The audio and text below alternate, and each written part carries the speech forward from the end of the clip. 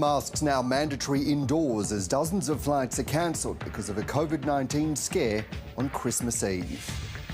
Good evening, I'm Dan Borscher. This is ABC News.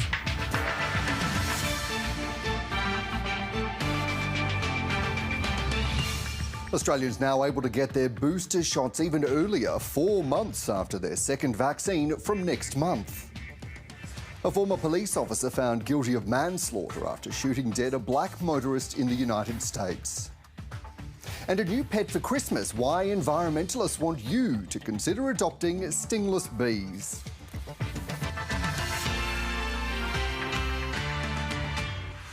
For a second day in a row, New South Wales has recorded more than 5,500 new cases of COVID-19 and sadly one new death. Hospitalisations are on the rise while the outbreak means the streets are quieter as many try to avoid spending Christmas in self-isolation. Once again, wearing a mask is mandatory indoors and more restrictions are on the way. Merry Christmas.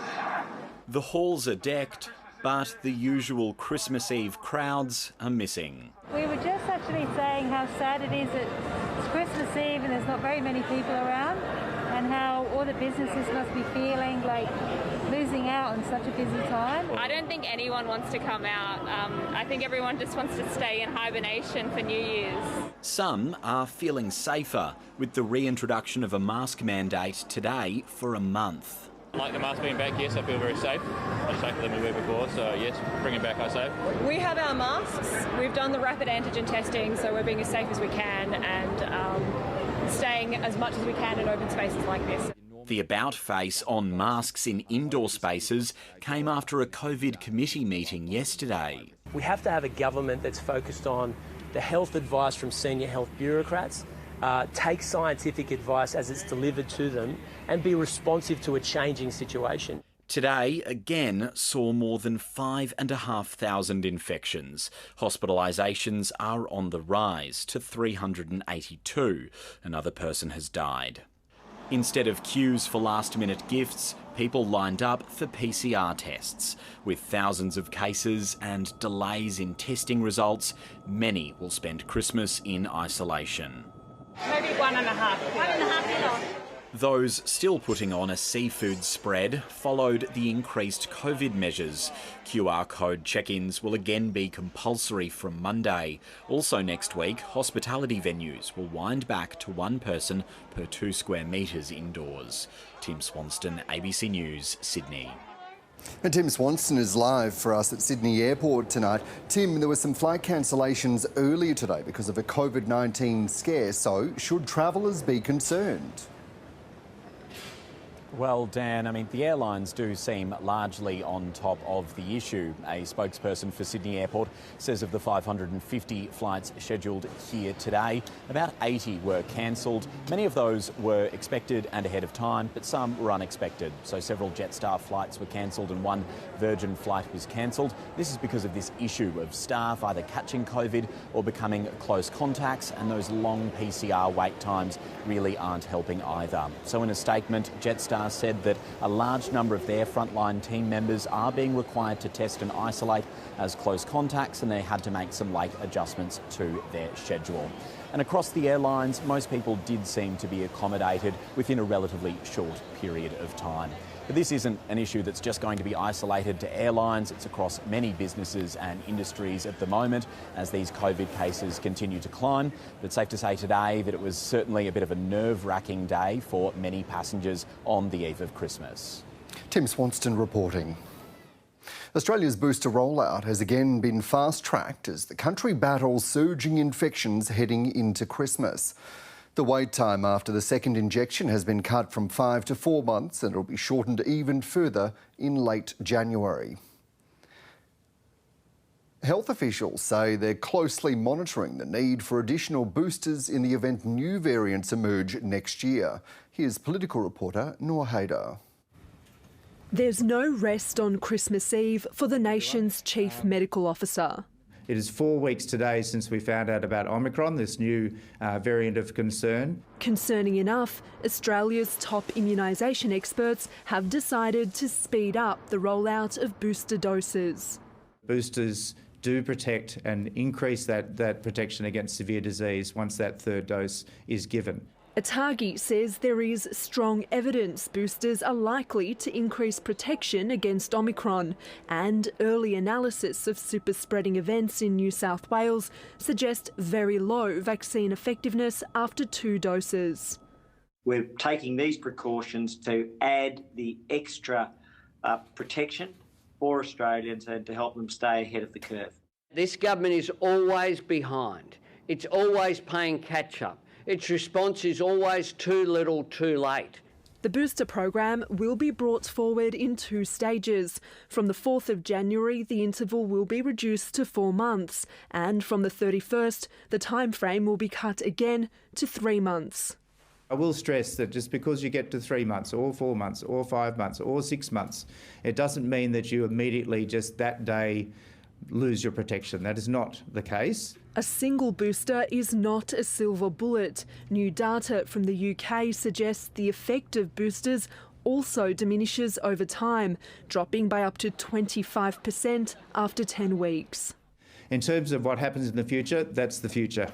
The federal government insists it is prepared, but the task ahead could present logistical and distribution challenges only months before the federal election. Noor Haider, ABC News, Canberra. The acceleration of the booster rollout will likely result in a big jump in demand for injections in the new year. If that demand can be met, most of the country could be boosted in just a couple of months. Here's data analyst Casey Briggs.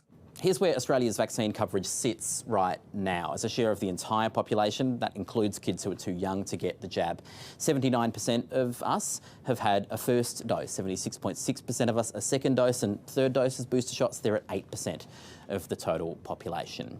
Pulling forward these booster shots, as the federal government's announced today, well, that is very quickly going to allow a lot of those people who got second doses in the August, September, October rush that we saw earlier this year to get their third ones. Back then, we were seeing more than 300,000 doses being done most weekdays, and obviously that's slowed down since then, but in the last couple of weeks, we're seeing the numbers growing again, back above 200,000 doses a day, many weekdays.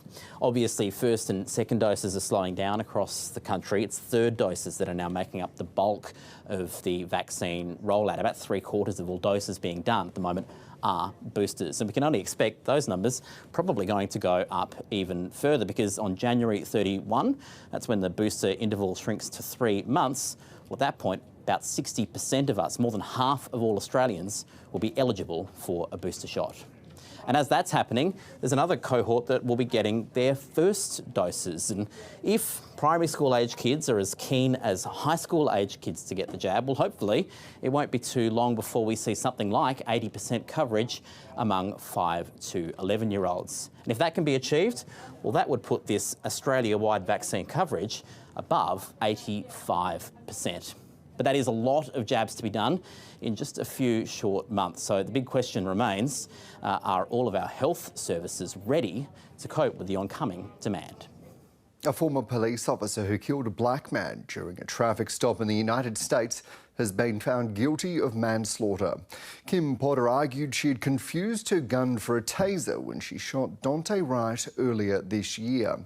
Here's North America correspondent Jade McMillan. Find the defendant guilty. Cheers as 2 guilty verdicts were read out and prayers for a young life lost. Hallelujah, say his name. Say his name.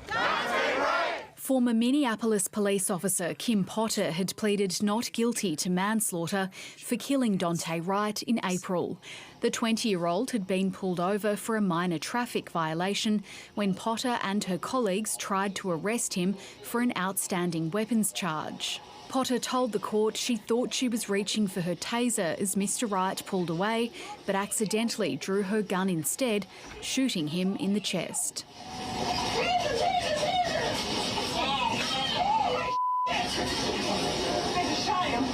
Prosecutors pointed to Potter's 26 years in the force, arguing she disregarded her weapons training. The jury took several days to convict her on 2 manslaughter counts involving negligence and unreasonable risk. We want to thank the entire prosecution team. We want to thank community support. everybody who's been out there that has supported us in this long fight for accountability. Dante, come on! Dante Wright's death sparked major protests just kilometres from where another former police officer, Derek Chauvin, was on trial for the murder of George Floyd. Accountability is an important step, a critical, necessary step on the road to justice for us all. Potter faces up to 15 years in prison when she appears in court again in February. Jade McMillan, ABC News. A Sydney man is tonight behind bars after being charged with allegedly planning a terror attack. Daniel Greenfield is accused of expressing extremist views and sharing pro-Islamic State material. The 34-year-old was arrested as he left his house in Caringbah this morning. Police also seized 2 knives, documents and USBs from his bedroom. He is posting significant amount of material in respect of bombings, beheadings, manufacture of explosives and other material. It is likely he was, and we will suggest that he was preparing to commit a terrorist act, and that be an act of violence against law enforcement. Mr Greenfield will face Parramatta Bail Court tomorrow. The path has been cleared for former State Transport Minister Andrew Constance to become the Liberal candidate for the federal seat of Gilmore. The other 3 nominees have now all withdrawn from the pre-selection race for the marginal seat. Among those pulling out is Shoalhaven Heads lawyer Paul L, who recently won a seat on the local council. It's a decision I made entirely on my own, and it's based purely on the fact that I believe that Andrew Constance is the best candidate for Gilmore. Meanwhile, Labor has announced local medical specialist Michael Holland will be the party's candidate in the by-election for the state seat of Bega, which is being vacated by Mr Constance. You have to consult with people, you have to communicate with people, you have to be a good representative. Now, I've been doing that for 19 years. Dr Holland will be campaigning for better facilities at the yet-to-be-built Eurobodella Hospital. The holidays are meant to be a time to spend with family, but for some young Australians that's not possible. They're at risk of family violence and homelessness. They find support at places like Sydney's Stepping Stone House, where the goal is to make joyful memories. Here's social affairs correspondent Norman Hermont. It's a message you can't avoid this time of year. The holidays are all about family. But what about those who live in places like Stepping Stone House in Sydney? Children and young people who can't be with their families over the holidays. Matthew Krishna came here when he was nearly 15 after being removed from his family home. There is this cultural pressure around Christmas that you have to be around your family, and when you don't have access to that, it can be really isolating, really lonely. Fairy lights are amazing. Matthew's now 18, and memories of marking the holidays here are some of his fondest. It was genuinely the first place that I really felt at home. Many of the children and young people here are at risk of homelessness and have lived with family violence. Making holidays a positive experience is a priority. As one does when Shen Wilson spent nearly 3 years here as a teenager. Now she has a family and a business and believes holiday celebrations had a huge impact on her life. experiences like those lead me to know just how much the things that we take for granted on a daily basis can mean to a young person who's developing. For the staff, the holidays are about much more than just decorations and gifts. It's actually a massive part of building someone's self-esteem back up to make them feel like they're important and that they're worthy. Matthew now has his own apartment with support from Stepping Stone House. This is where we get to build the family that we choose, and I think that your chosen family is a lot more important. That's the family he's spending the holidays with. Norman Hermont, ABC News. The British government says it has early data to back the theory Omicron causes less severe disease. But health authorities warn the sheer speed of its spread is still of concern. Around the world, new cases are skyrocketing. The UK is now recording more than 100,000 infections a day, many of them Omicron. But preliminary data from the UK Health Security Agency backs early observations it may cause a milder disease. People with Omicron have a reduced risk of hospitalisation compared to Delta. Now, it's very early days, but nonetheless, it is first signs of cautious optimism we can have for a while. And like in southern Africa, where Omicron was first reported, many of those getting infected are younger. And it all comes with a cautionary disclaimer. We do know with Omicron that it does spread a lot more quickly, is a lot more infectious than Delta. So any advantage gained from a reduced risk of hospitalisation needs to be set against that. Data also shows that the most likely to end up in hospital are the unvaccinated. However, what they did see is that when people were admitted to hospital, the outcomes, whether it be Omicron or Delta, the outcomes were the same. Another concern is that the more Omicron spreads, the more likely it is to mutate again, which may require vaccines to be tweaked. At some stage, the vaccines that we have, which were developed for the earlier strains, may become less effective. We're seeing that potentially a bit with Omicron. Meanwhile, in the United States, regulators have authorised a second antiviral pill to treat severe cases of COVID-19, something the Therapeutic Goods Administration here is also considering. Penny Timms, ABC News. At least 32 people have been killed in southern Bangladesh after a crowded ferry caught fire.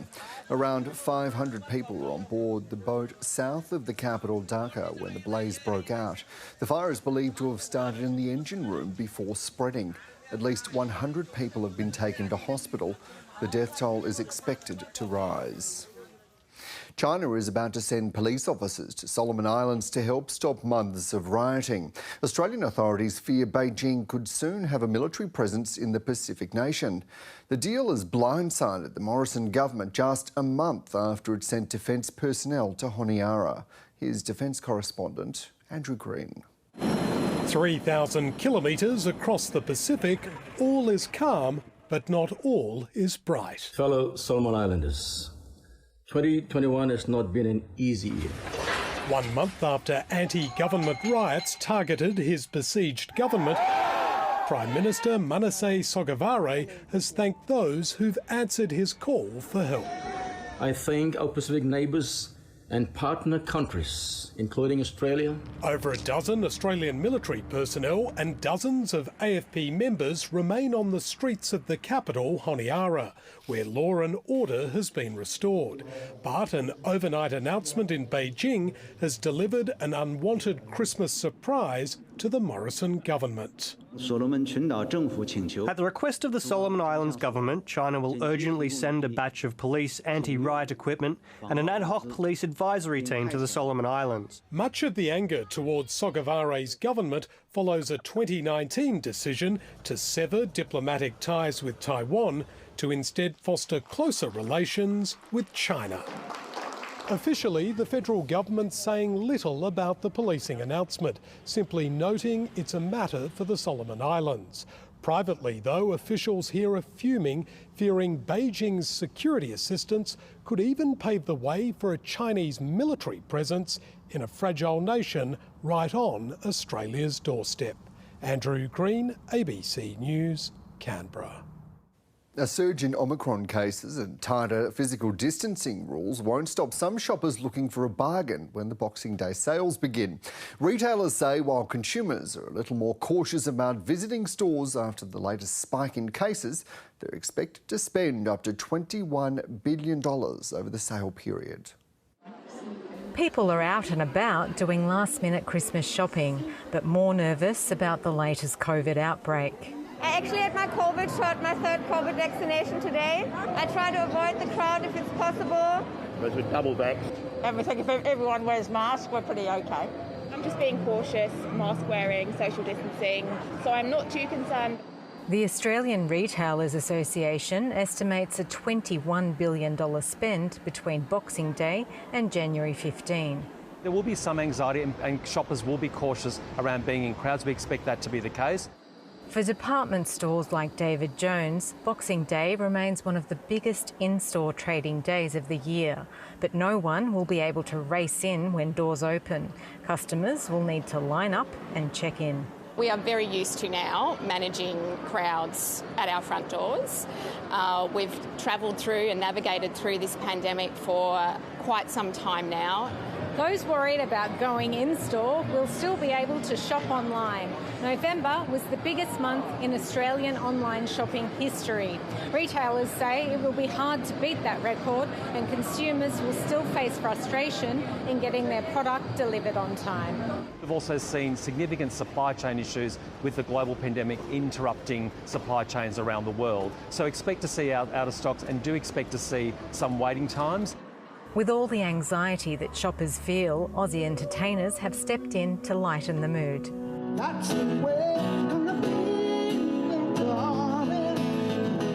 Nassim Kadem, ABC News. To finance, it was a positive end to a shortened day of trade on the local market, despite inflation hitting Christmas shopping. Here's Elise Morgan. Mostly good cheer on markets here and globally overnight. The All Ords finished up 0.5% and up 1.5% for the week. That's the strongest Christmas week since 2018. The Aussie dollar is sitting just over 72 US cents. Overnight, US stocks rose to a record high on hopes the US economic recovery can weather the Omicron flare-up. While in the UK, it was the opposite. Omicron fears weighed on markets. Seems hard to know what to do with this strain. Here it seems some are voting with their feet. The rapid rebound in activity is starting to pull back, particularly in states where the virus is on the loose. The restaurant bookings remain below pre-lockdown peaks and bookings are dropping. People are still on the move though, but they're driving as public transport and flying become less appealing, which is bad timing because petrol prices remain high. They don't have to be, because while they've fallen from their peak, the difference between the retail price and the wholesale price, as you can see, is the widest it's been this year. And finally, since 1984, a US index has been measuring the cost of Christmas, specifically the gifts in the 12 Days of Christmas song. The huge plunge in the price last year was due to COVID's cancellation of live performances. So the 12 drummers drumming, 11 pipers piping, 10 lords leaping and 9 ladies dancing were off the bill. This year they're back and due to increased wages are more expensive than ever.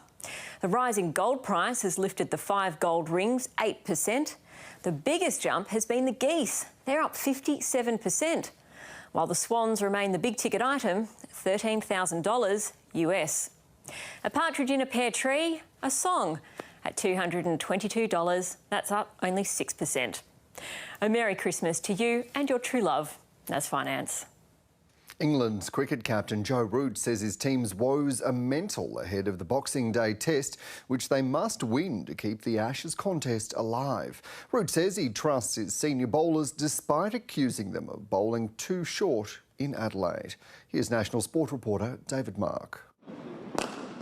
All eyes are on the prize as Australia looks for a quick kill of England to retain the Ashes. You never want to let a world-class team like England back into the series, so if we can keep on top, that'll be obviously what we're looking for. Australia needs just a draw in Melbourne to keep the trophy, and after 2 poor performances, England captain Joe Root knows everything is on the line. We have to win this game to make sure that this Ashes series stays alive, so we'll pick the team that we think is going to win this game. The makeup of that team is still a mystery, but regardless, Root says all players need to get their heads in the game. Look at these 2 games, it's been a mental thing for us. Whether that's the paceman, who Root accused of bowling too short in Adelaide, only to be contradicted by Stuart Broad in a newspaper column. So it's working alongside them, it's not a dictatorship. Every now and again, you don't always agree on everything, and that's fine.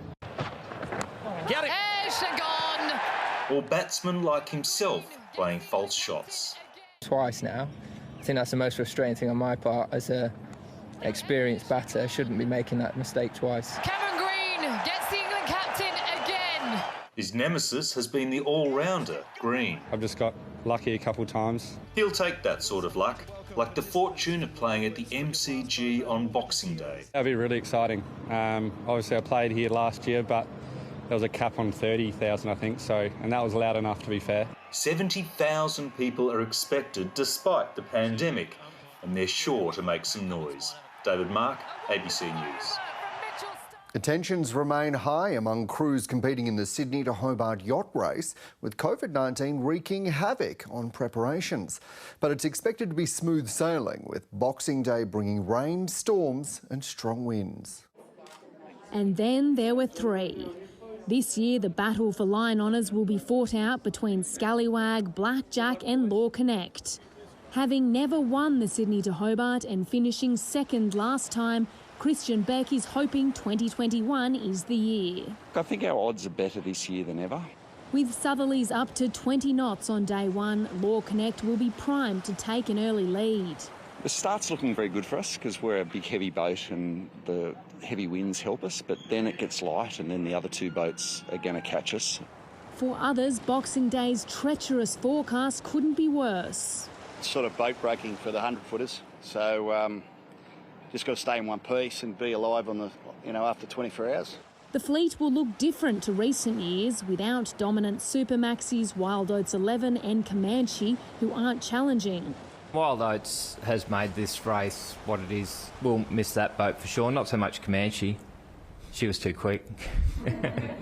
It's not just pre-race nerves kicking in. Sailors will find out tonight if they've returned negative COVID results so that they can compete on Boxing Day. Most of the boats don't have backup crew, so will be undermanned if they test positive. Hopefully we're all good, but it could be catastrophic for us. It could be catastrophic for anyone. Oh, who's going to win? With the race still going ahead, these crews already feel like winners. Chloe Hart, ABC News.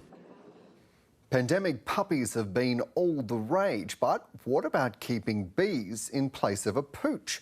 The Billion Bees Foundation hopes to rehome native beehives in backyards to help repopulate the threatened species. And with no sting in the tail, they make for a low-maintenance pet. I love the bees. Up close to some of the country's most important pollinators, and not a stinger in sight. Australian native stingless bees are fast becoming the pet of choice this summer. There we go. They don't sting. Native bees have been a part of this ecosystem for hundreds of thousands of years, and they face a number of threats, notably habitat loss. Look, I was surprised how a lot of people actually didn't know that they exist. And as soon as they hear the word stingless, they gravitate towards this and they want to find out a little bit more. And then when they see how gentle they are and tiny, they all want it because it's the best pet. But what the queen does, she's busy laying eggs and all. Amateur bee rescuers are stepping in to change this, hoping education will spur on the bees' popularity. Kids have a natural inquisitive to actually learn about biology and insects. And when you've got them at your doorstep, you can actually observe them. And then all of a sudden, I've seen with my kids how they're starting to observe not just the bees itself, the stingless ones, but also other type of insects. More than 100 hives have been installed in backyards, parks and childcare centres. 20 homes in these streets have welcomed the stingless pollinators, and Mr Russo expects many more will come on board by the end of the summer.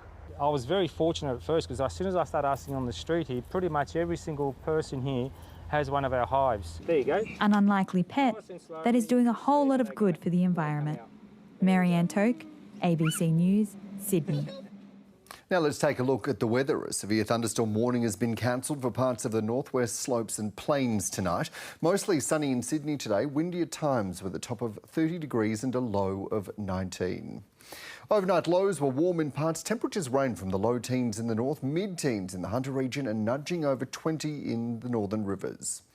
Isolated rainfall in parts today, mostly light though. Warm and mostly sunny across the state, reaching 30 or close to it in many parts. In the capital cities today, Melbourne and Hobart partly cloudy, cloud clearing in Adelaide, afternoon and evening showers in Canberra, showers and storms in Darwin. The satellite shows a surface trough stretches from the Pilbara region of WA across southern Northern Territory and southwest Queensland, tending towards the central New South Wales coast to the Tasman Sea. Tomorrow, a broad trough and areas of low pressure will linger over the north, causing showers and storms.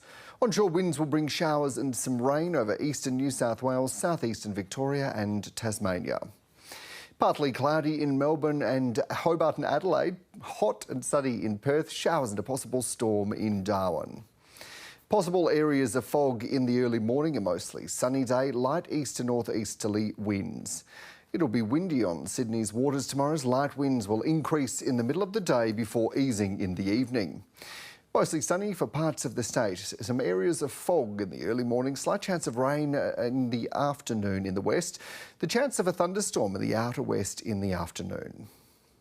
It'll remain mostly dry tomorrow before showers start developing on Boxing Day and then continue into next week with generally cloudy conditions. That's all from ABC News. I'm Dan Borscher. Good night.